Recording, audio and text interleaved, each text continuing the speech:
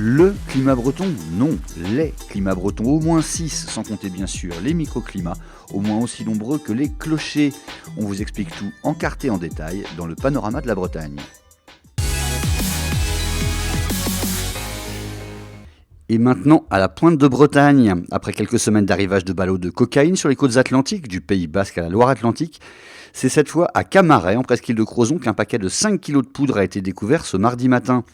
Ce sont les agents communaux qui l'ont trouvé dans le bac à marée installé sur place. Dans la foulée, le maire a interdit l'accès à toutes les plages de la commune. C'est le parquet de Rennes qui est chargé de l'enquête, qui mobilisera jusqu'à l'échelle européenne et même jusqu'à la DEA, l'agence antidrogue américaine. Dramatique accident de la route ce lundi à Pleumeur-Baudou dans les Côtes-d'Armor où un jeune cycliste de 16 ans a été tué par un véhicule alors qu'il s'échauffait avant un cyclocross. Triste écho à ce drame, la veille dimanche à Rennes, plus de 200 personnes s'étaient réunies en hommage à une jeune cycliste de 22 ans, tuée elle aussi après avoir été percutée cette fois par un camion. Week-end agité côté météo et phénomènes naturels dans le Morbihan. Samedi, une tornade a frappé la commune de Brec, endommageant une quinzaine de maisons et arrachant des arbres sans toutefois faire de blessés. Le même jour, ce sont des inondations qui ont touché le centre-ville de Lorient, noyant des rez-de-chaussée et saturant les bouches d'égout. Et ce lundi matin, la terre a tremblé au large de Lorient. Le séisme d'une magnitude de 2,6 n'a pas fait de dégâts.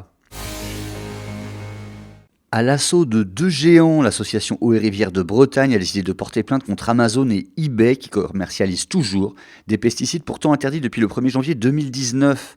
Pour accompagner son action, l'association a également publié une vidéo parodique et lancé une campagne de cartes postales. Les produits à base de glyphosate, source d'importantes pollutions des eaux, sont interdits à la vente aux particuliers depuis le début de l'année. Scène surprenante en plein Lannion samedi dernier, des druides venus procéder à une cérémonie rituelle destinée à protéger les arbres du parc de l'ancien tribunal. En présence de 150 personnes, ils ont ainsi apporté leur soutien aux opposants au projet d'extension de l'école de musique qui suppose l'abattage de 4 des arbres du jardin public. L'action des druides sera-t-elle efficace ? Réponse au moins partielle d'ici 10 mois quand le tribunal administratif de Rennes se penchera sur la légalité du permis de construire.